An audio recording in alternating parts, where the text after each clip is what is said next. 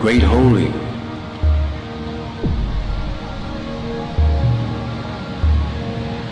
Look at us. Look at our brokenness. Of all of the life in creation, we, the human family, are the only ones that strayed from the good road.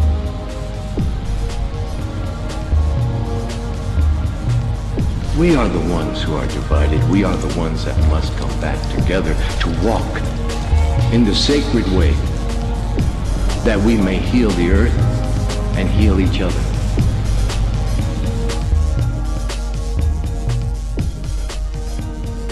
I'm a member of the Flandreau Santee Sioux tribe, but I do not speak Dakota.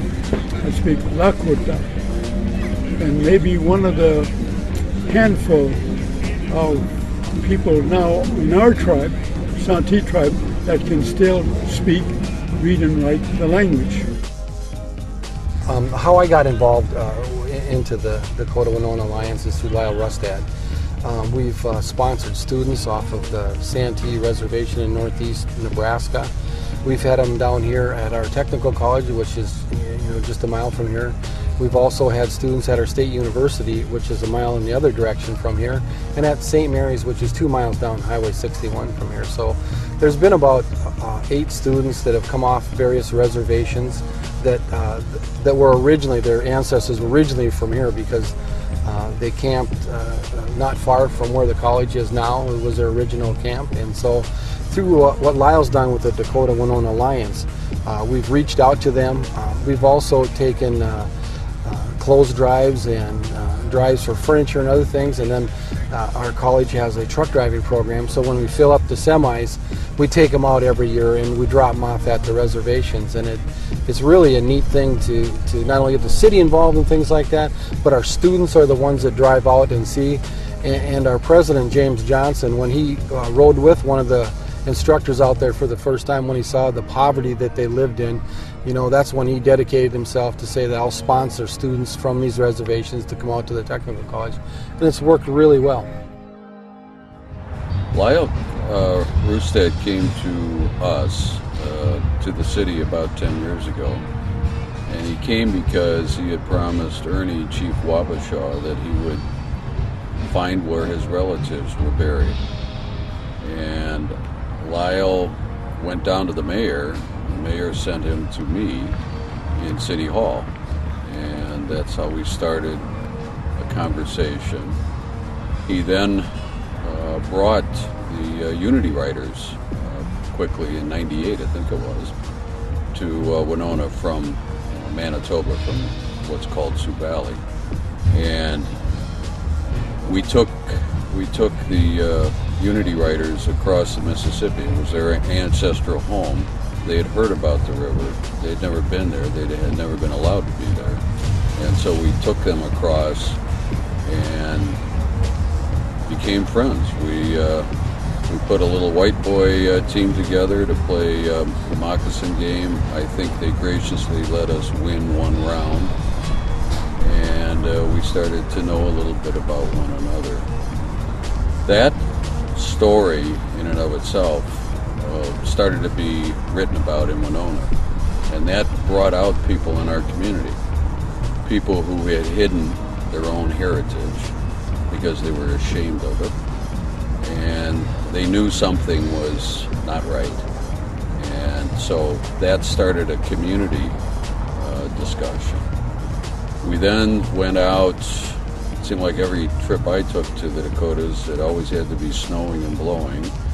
And so I'm always assuming whenever I'm out on a reservation, it's not right unless there's snow and wind. And we went out, we met people, we started a dialogue. We went from southern Minnesota on that trip up to Spirit Lake, North Dakota. And we met tribal elders, we met education people, and we started to talk about how we might interact. I think I can fairly say on behalf of Winona, we wanted that relationship as much as we hoped we would be allowed to help wherever we could. And it's an even playing field. And that really is what has happened in the community. The people of Winona came out, participated. We're now at our 5th gathering. Everyone seems to be more involved, more real relationships, more friendships, and more understanding, more potential to learn about one another. And I think I can honestly say that the vast majority of Winonans have embraced the idea that we're all part of humanity. We can learn from one another. We have something to give, but we also want something in return, and that is the understanding of who we are as human beings. We now have symbolically small efforts that are occurring. We have what we call a donation drive. That's really an ongoing process. We have students here, I think 5 at the moment, at our universities or in colleges of higher learning. But it's really the tip of the iceberg. As many of the Dakota elders have said, even during this gathering, we have to help ourselves. I mean, you're not going to do everything for us. We don't want to do everything for the Dakota people. We'd like to be part of their lives where we can help. I'm an old city manager. I like sewer and water projects. The things that the Romans understood as pretty significant to quality of life, as we use that term today. And so where we can help, where we have expertise, where we have knowledge, those are the kinds of things we like to do. But in return, we want to help people feel like they're welcome back on their homeland and come and participate with us and help us grow our knowledge of our area, who were the people that were here first, understand why we're here, and have our little piece of I think, growing world understanding of peace. Well, I guess my name is Alan Childs II. Wambiwa Kankta Yamaki Apido, that is my Indian name, Wambiwa Kankta. It means the eagle, the highest. Like Wakantanka is the creator. Wakantuya is the highest, so you're really high, the highest of. So like it's high eagle, and then, but there's more to that, so, but I won't go into that right now. I'm from the Dakota community of Prairie Island. We say Tinta Winta. We're a Mdewakanton band of Dakotas, and we reside here in Minnesota. And so we're very honored to be here as part of the gathering as one of the 4 Sioux communities in Minnesota, or Dakota communities in Minnesota. And our part here over the years has been, we've been involved with the singing for the exhibition dancing and the hand moccasin games and things of that nature. And in the last few years, it's been exciting in our community because we've had a revitalization with the youth, and I've been I don't want to brag for myself, but I've been involved in that from the beginning in teaching our young boys to sing and moccasin games and things like that. So in the last 2 years now, they've been coming down here and accompanying us and singing with us and getting that exposure and learning those different things. And so we're really excited about that in Prairie Island. And again, we're really excited to be part of the Unity Festival here in the Dakota Homecoming. And so again, as you look behind me here, you see the backdrop and the hills and everything else, And this is a very important place in history for our people, as Mdewakatans especially. We lived all along this river here, all the way up to present-day Prairie Island, which is only about 60 miles south or northeast from here, right along the river also. And so as we come here, we remember those things, and every community has a different story of what happened after the exile of Minnesota and things like that. And Prairie Island is somewhat unique because it was founded by people that were still here in Minnesota even after the exile. As you look behind me in these hills, a lot of people stayed here and were able to hide here or were able to be accepted by the non-Indians living here, because not everyone was involved in the uprising, or even if they were, people understood the circumstances of the times, and so there was some understanding at that time. But it was a very small group of Indians that was allowed to live there in Prairie Island and reside in that area. But over time, eventually in the 1930s, Prairie Island was recognized by the federal government and given a tribal status and formed its government. And at that time, there was a kind of a homecoming for a lot of the people that were in Santee, Crow Creek, and different areas, because some of their family had still been able to reside here and eke out an existence in Minnesota. And so there was family for them, and a lot of them returned. So our community began to grow from there in the 30s, from probably maybe 100 people, and to present day now we're up over 700 people. And so, so that's kind of how Prairie Island has come to be, and how we are kind of involved in this homecoming and the whole history of, this reconciliation and things that are going on here in Winona. And we're very honored and proud to be a part of that. And our community has sponsored the diversity, Lyle and Ed, Diversity Foundation, with grant money over the last 3 years. And so we've been able to have a little more impact in things that they're doing and these great things. We've gifted, when Winona recently had very bad flood damage, there was a gift from our community. And all that happened, in the last few years. And I was lucky enough to be on the tribal council during that time in Prairie Island. And so I was able to be instrumental and be a part of all those things. And so that relationship has really grown and blossomed, and we continue to support this as they continue to support things that we do. The drives to the different Dakota communities, Crow Creek, Devil's Lake, things of that nature, Santee. We still know that there's a lot of reconciliation and things to be done, and so that work just continues on and on. Good morning, afternoon. Okay, I'm Cora Jones, and I'm a member. I'm actually the secretary of the Santee Sioux Nation of Nebraska, and I'm here at the Dakota Festival at Winona, Minnesota, the gathering, and having a wonderful time. The first time I met Lyle actually was down at Crow Creek, and it was a dedication of the circle, the medicine circle that was set up, and the flags from the nations that were all at of the tribal members that were in the concentration camp there at Fort Thompson. And at the time I was the regional director for the Bureau of Indian Affairs out of Aberdeen, South Dakota.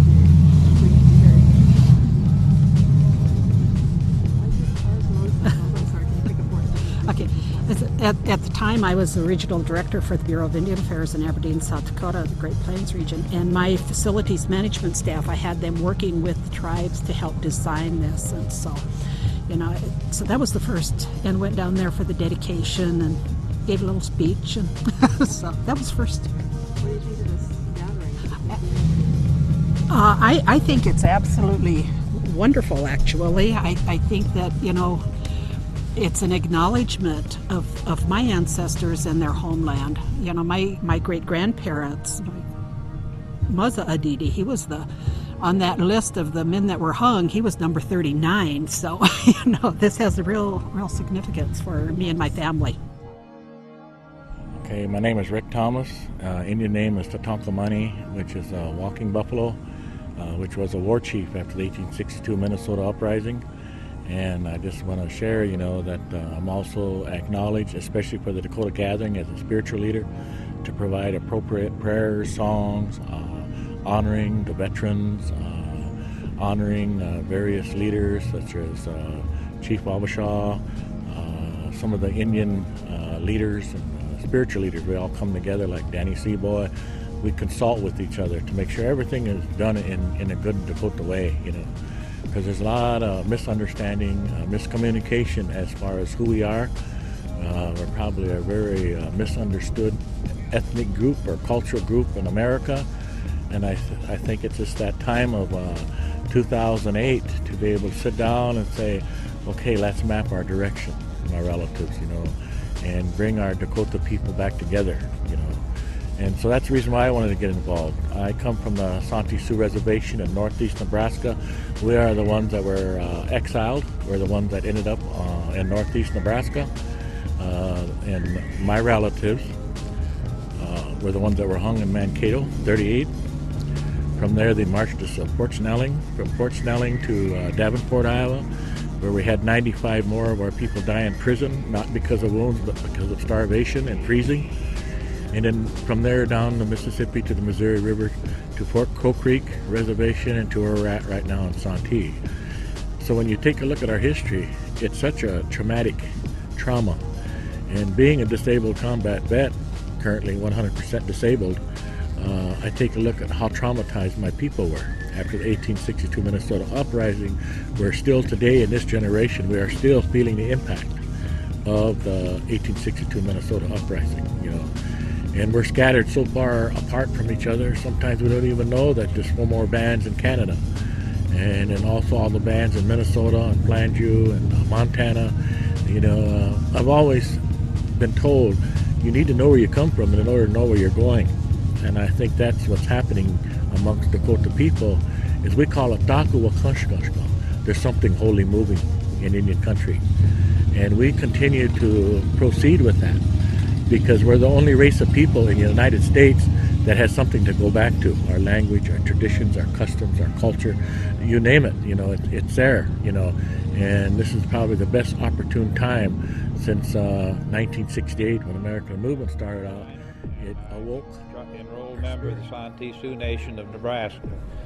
And I've been coming to this homecoming for 5 years now. And Lyle Rustad got me involved in it as a member of the family of Wabasha that used to live here. My great-great-grandfather was Wabasha III. And we're sitting right under Wabasha's cap as we talk here. And it's good to come back here because these people have treated us like royalty. And I can't say enough for the city of Winona for what they're doing and what's developed in the last 5 years. Some people probably don't even know that we've already got children, or some of our children, enrolled in here in the colleges. And they've been giving them scholarships, and that was one of the first things I thought about what we needed to have done. And they've already accomplished that. And so I just expect nothing but good things to come from this, because they're very serious about what they're doing. Been here 5 years now, and like I said, a lot of people don't know what's developed over the last 5 years, and our relationship to the community, the leaders, the mayors, and even the mayor in Rochester, and we're starting to get people involved from Rochester and all of southeast Minnesota in this thing. Okay, my name is Leonard Wabasha. I'm an enrolled member of the Lower Sioux Indian community, and this year I'll be 50. I'm employed with the Shakopee Bidawakanta Sioux Dakota community, and I've been there. Well, I retired from a large global conglomerate who will remain anonymous, but I spent 20 years with this company, and they're involved in control systems. But I was offered an opportunity to come and be part of a Dakota language program with the Shakopee Sioux community, and I didn't readily accept it because I had just finished a 20-year stint of working, and I wanted to take some time. So I took about, 4 or 6 weeks off, and I started working at Shakopee, and I've been there ever since.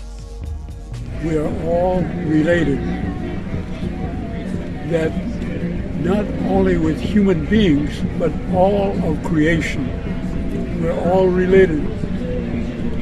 Even the rocks and the stones and the hills and the trees, we're all related. We're all of one creator.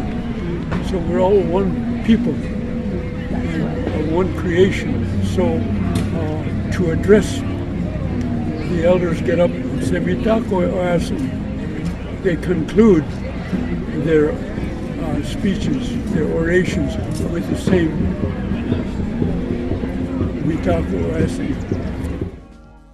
I think one of the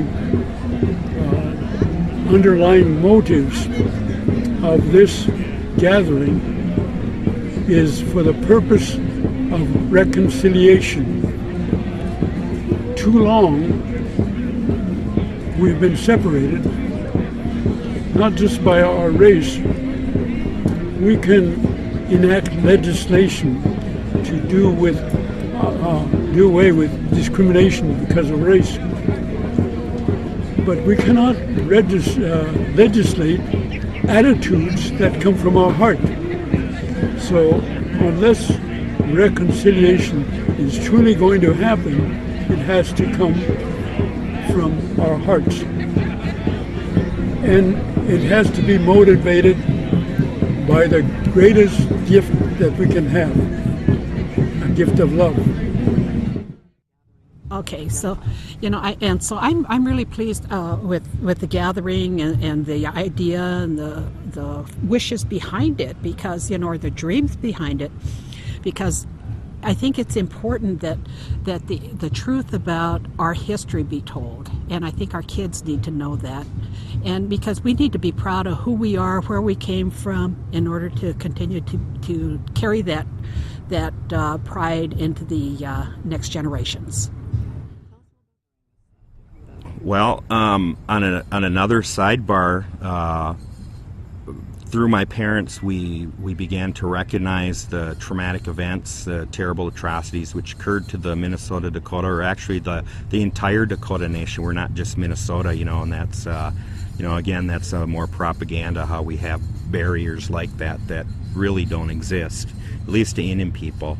But I was involved with the Mankato Powwow, and we do a lot of reconciliation down there. We have an education day where we bring in 600-800 local area school children, and we share culture with them. That could be craft making, beadwork, some of our foods, just our way of life, I guess, and of course powwow. So we can do no less than to reconcile with each other, whatever our differences. There are 3 ways that I see that we can begin this process based on the love. First, we need to build a bridge of mutual understanding. Too often we're suspicious, so we remain separated. And we need to understand why we speak differently or do things differently. And if we come together and we begin to communicate, we begin to understand why we act differently. And we begin to appreciate our differences. Now, this leads us to build a bridge of mutual enrichment based on the love of God. This means that we may have an idea, each one of us have separate ideas, and as long as we remain apart, we only have the one idea. When we come together and exchange those ideas, both of us become enriched. We no longer have the one idea, we have the idea of the other person. So we become rich by this coming together. And finally, we need to build a mutual respect. That I am a person, you are a person, no more, no less.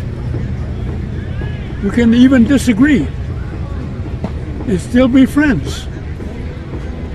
So I think what Lyle is trying to do, in his own way, is to bring about a reconciliation of people who may have different cultures, different languages, whatever differences they may have. If we're brought together by this powerful word, love, what a glorious land and world we would have.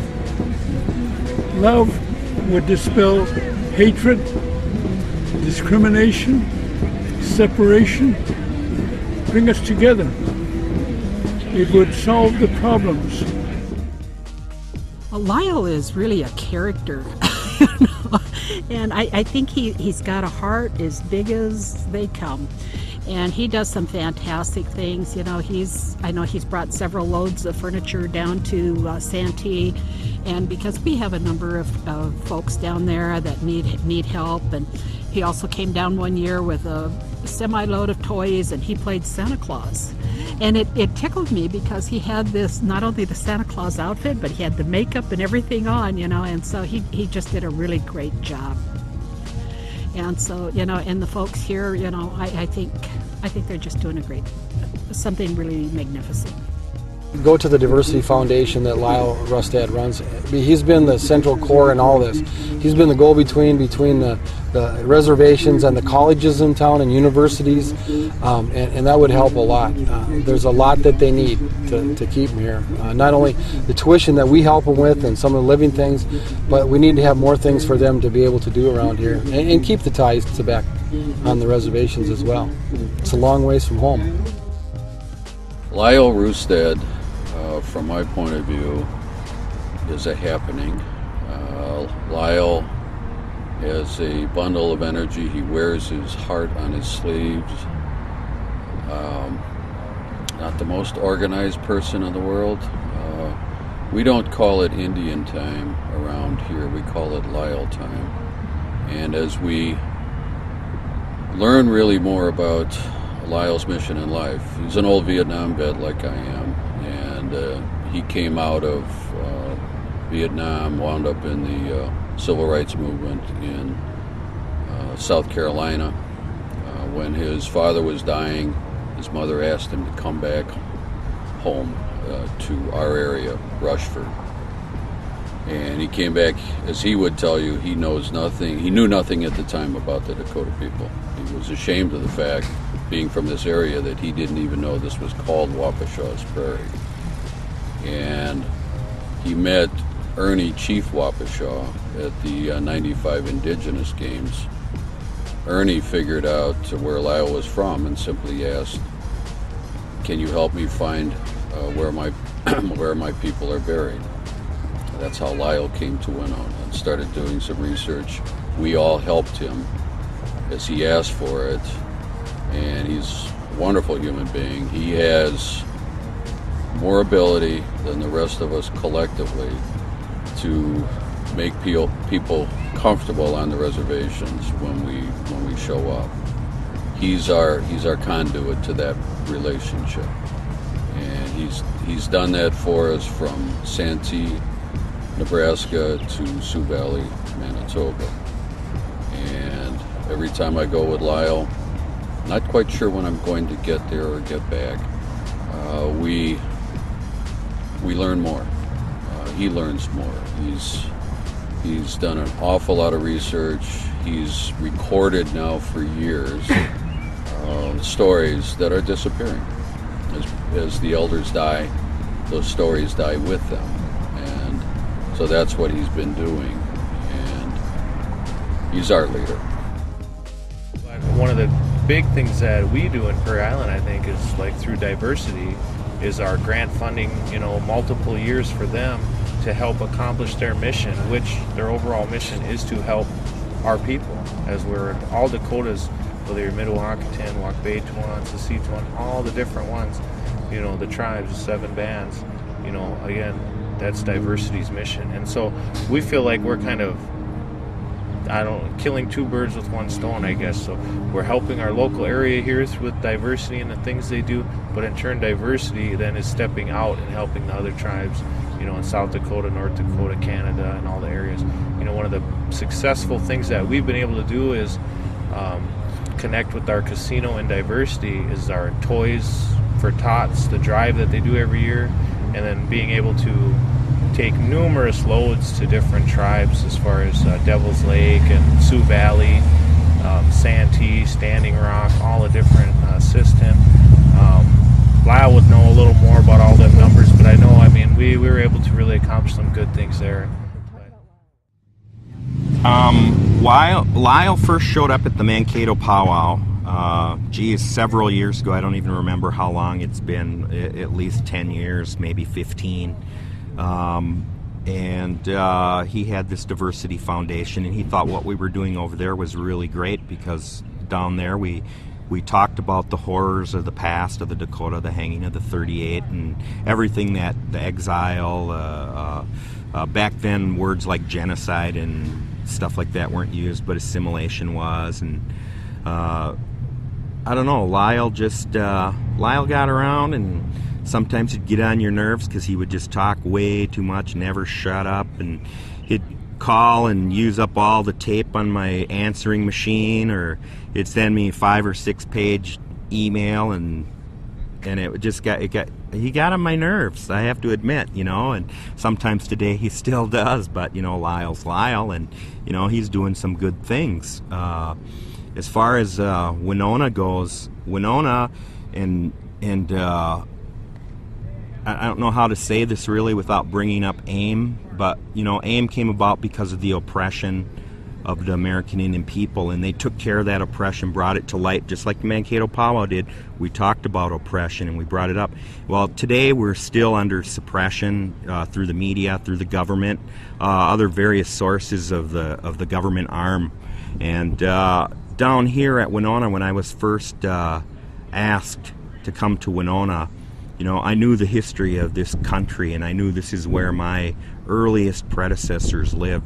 Wapahasha I and Wapahasha II were down here before the treaties were ever signed, and we came down here, and one of the very first times, and we were with one of the local newsmen, and he was doing an interview with my father, and we were up here on Garvin Heights, and we were looking out, and my dad says, "This is really a beautiful place," and the reporter says to my dad, "Yeah, this is a really beautiful place. Why did your people leave?" And it's like, what? And so the guy created a major faux pas, and somehow out of that was one of the first the meetings that we had with the local people here at Winona. But because Indian people are still being suppressed is the reason why I chose this place, because here we had non-Indian people extending their hand out, not to give the Indian a handout, but to give us a hand up, to let us tell our story. So we went from oppression to suppression, and here we're able to, begin expression. We can talk about the tragedies, what happened to our people, without fear of reparation, negatively speaking, of course. But the people here, these are some of the kindest, most generous people. And at first I didn't think they were serious, but they began to build an arena, and hopefully next year that arena will be complete. And I talked with the landscaper, which also surprised me, as they involved me in the landscape of the arena, arbor or whatever, and it's made from stone that came from a bridge foundation that nearby here, but actually that stone came off of the sugar loaf, and they used to call that Wabasha's cap, because Wabasha had received a field marshal's uniform from the British government back in the day for something. He went up there, he offered himself to the British because one of his men had taken a trader's life, and they needed guns at that time because the French were involved with the Ojibwe, and they had weapons and we didn't, and so that's why Wabasha did that. So Wabasha actually saved his people, and there's a whole story, that we probably don't have time to go in here today, but if you were interested, you can research that and discover that story. I believe it happened in the late 1700s. But we were able to talk about all the atrocities, and we were able to get people down here to listen. We had that first year or two, we had local politicians, a federal judge, a bishop or cardinal from the Catholic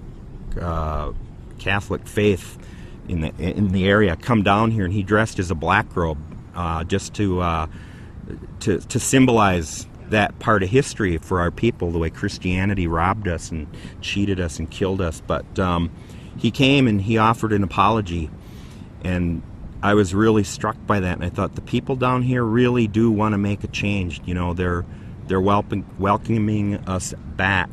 And just one thread of the generosity I've seen here is when the Dakota come back to this place, they're offered a place to stay.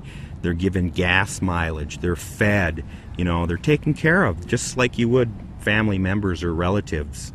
But it's really, really a great place, and I really, my hat's off to these people. I know that's not an Indian thing to say, but I'm from a contemporary world now, so. So I just want to say, it's been an honor for me that the Creator put me in places for me to know where I stand today, And then my children, they're all talking their language, or singing the songs, or sun dancing. I've been a Sundance chief for 35 years, And so it helped me to maintain my sobriety, away from alcohol, away from drugs, and become a role model for our Indian people, So, and that's basically what I'm doing here in Winona now, is they asked me if I wanted to be the spiritual leader, advisor, and it was an honor to be able to be part of that in that way with Ambrose Little Ghost from Spirit Lake Nation. A lot of us from the different bands, traditional people that still living our life, not practicing, living our way of life, to be able to walk so others can walk and leave some good tracks for our younger generation to follow. And I think that Lyle, in his own way, however humble, whatever humble beginnings he may begin with, ultimately, if we all believe in what he is trying to do, think of the tremendous revolution that would take place in our lives. Yeah? Small things, small ideas can grow into tremendous words of wisdom and action, and transform our attitudes and revolutionize our world.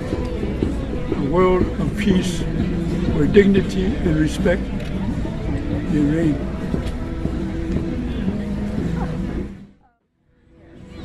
We have to come with an open heart. Say, I'm willing to give myself to this effort. If I withhold, then I'm not a true believer in peace.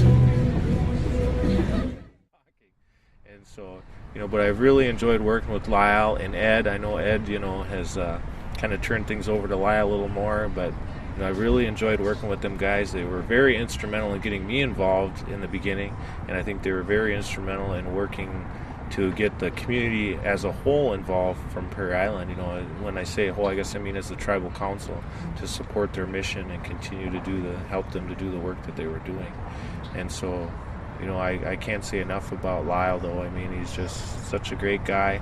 He's got irons in every pot, and he seems to be able to keep them all going between the church organizations and the Rochester organizations and the Winona organizations here, and Crow Creek and Devil's Lake and Siston and Santee and all the vets groups and the honor guards and Sioux Valley, and just so many things going on. And to continue to pull this off with the small amount of assistance that they do get for monetarily and different things, to continue to pull this feat off every year and do this and make it such a great thing for us as Dakotas. I mean, I can't speak for what the non-Indians get out of this event, but I continue to see the numbers here and the amount of people coming here and wanting to be a part of this. And so I got the good feeling I get from this, and the children I bring in, the feelings that we get when we leave here and things like that. I can't see how that's not being passed on to all the non-natives here, and it shows by the amount of people continuing to come. So, again, my hat's always off to Lyle for all the things and the great things he does, and keeps me going too. There's times when I don't want to do things, and I'm not motivated sometimes, and so Lyle's got a way to keep you going. So. Yeah, Lyle, about 4 years ago, he came to the tribe, the Santee Sioux Nation in northeast Nebraska, and he explained the goals and objectives of the Cultural Diversity, the Diversity Foundation here in Winona, on what they wanted to do, and what they were doing. And we, of course, as reservations, we're kind of skeptical about what is happening out there in the country, But when it refers to us, we thought, let's see what's going on here. And so we started to travel this direction. And when you know the history of Winona, the Red Wing and Wabasha, Teoshpai, this is where they loaded us and sent us to Davenport, Iowa. And so I came up with a lot of curiosity. And I stood in the background the first, my 3 years ago, and I was watching and observing, and then I start to voice my concern, my opinion, start putting input into it. Next thing you know, they call upon me, to be able to assist culturally and spiritually, to make sure that everything was done in a good way. So last year I was part of it, and that's when I was kind of like a spiritual advisor. And this year I was the spiritual advisor, taking care of the honor guard, taking care of the morning blessings, the food and stuff like that. So Lyle introduced that, and he didn't ask us to come aboard. He didn't ask us to be part of it. He said he just encouraged it. So we went ahead and got to know Lyle pretty good, and he brought down the mayor, he brought down people of this community, and that's inspiring. When you're sitting in a tribal unit way down in Nebraska, and Minnesota community comes in and says, this is what we're doing, Dakota Gathering, I don't think there's a city in the country or a village who is trying to do reconciliation with American Indians. This is probably the most best year for Winona to be able to honor the Dakota Gathering, because this is a 150-year celebration for the state of Minnesota, and I don't know what else they're doing right now to acknowledge us, the original inhabitants of this state of Minnesota, And so that's the reason why now Dakota Gathering, I see it's growing. Other nations are beginning to look this way, the Ho-Chunk, the Ojibwe, a lot of tribes are looking this way and saying, what's happening here, And so hopefully this could be a precedent, to be able to reach out to all communities in the United States and see what they could do for their local tribes. Somebody has to make amends somewhere down the line because of the oppression and genocide that we had to experience, And so I think this is one of the finest gatherings, that I could say, that bringing American Indian, especially the Dakota and the non-Indians together. A lot of understanding. There's people that didn't even know that Dakotas used to live on this land here. They don't even realize that. But with the media and the gathering of this nature, a lot of awareness is happening. I see women that get up and cry. I ran a circle on truth and reconciliation yesterday, and there's a lot of emotions there, even from our own Indian people, and so that turned out real good, so I'm really glad that took place. This kind of gathering is going to spread, it's my belief. We were doing this type of work long before it hit the media, and nobody knows about it, and I don't know why that is. The local newspapers print articles, and we even actually have a columnist from the metropolitan area who he follows the family around because we're getting involved in all this. We finally got some white people to help us and listen, and they're doing something, and it's so positive. It's just so positive. They're always putting something I say on the back of a T-shirt down here, and that's kind of egotistical of me to say, but I think about those things, and it's like someday it'll be another Indian person that they'll do that to, and that's really what it's about for me, is to take something positive and make it even more positive, because this is going to grow. I'm hoping that this will turn into a cancer of peace amongst people, amongst nations of people, because we are all that we have. I think anytime as an Indian person, I'm just like everybody else. I love to come to the Wichipes. I even if I don't dance, I can, but I don't. I was actually gonna bring a shawl, and I didn't. I walked off without it, but I think just listening to the drum, the heartbeat, and pretty soon you feel your heart just keeping in tune with that drum beat. Other Native people from bands that you didn't know? Oh yeah. Oh yes, I met a number of different people from different places, and so that's wonderful. And then our home drum is here. It's one of the host drums, the Mazakute singers. They're fantastic. I think they just sing really well and they just do a great job. And so I'm really proud of those guys and what they do and how they step forward. My name is Robert Bone. I am from the Dakota Nation of Sioux Valley, Manitoba, Canada. One of the few remaining Dakota bands in Canada. I think there's probably 8 or 9 Dakota tribes that have gone into Canada and have stayed there. And our history is still intact, and our language is still spoken in our community, probably 75% yet. And sometimes it gets somewhat perplexing if you get caught up in the mainstream of things. Our people went to school and prohibited from talking our language. We went through that for maybe 40 or 50 years, and now as we sit back and notice, then they're paying us money to teach our people to talk the language again. So quite often we say, who is the crazy one in this whole affair? But I want to congratulate the people of Winona for taking the time to honor the Dakota. This must be commemorated and perpetuated and preserved and taken along, that every city in North America should follow through to make better relations for the First Nations people of all of North America. I think quite often we fail to recognize one another's maybe strengths and differences, work together and move ahead. And quite often when we attend gatherings such as this, you get such a good feeling out of it that like you're almost home. And if that can be duplicated across the country, I am sure what they call race relations across North America will vastly improve. And this is probably our 6th year coming to Winona, and it seems to get better every year. But we'll give a lot of credit to the leaders of Winona, Mr. Eric Sorensen, Bill McNeil, Dr. Bill McNeil, and Tim Bariza. We met them about 6 years ago at City Hall and spoke about what we can do together, and it's nice to see all the people come out, show interest. It is something that should be copied across North America. We all understand that we all come from one creator.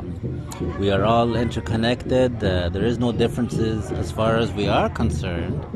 But quite often those differences are expounded upon to create divisions. And we are sure that events such as this will bring us all together and possibly start a healing process for our people and everybody across North America. And for that reason, we come back and support it every year, and we will continue to do so.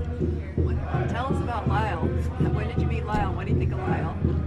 We met Lyle probably about 8 or 10 years ago.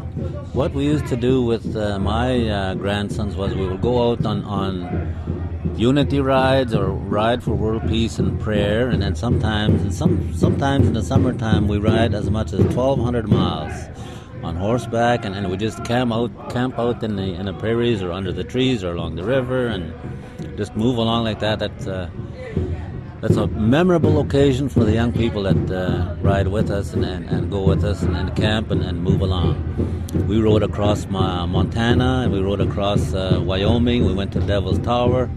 We've been there and we've seen everything that's come out. We've also taken part in the Bigfoot Memorial Ride in the wintertime as well too, and it's something that we are showing our young people that this is where we are, this is where we used to be, and this is the way it looks, and that's how we met Lyle.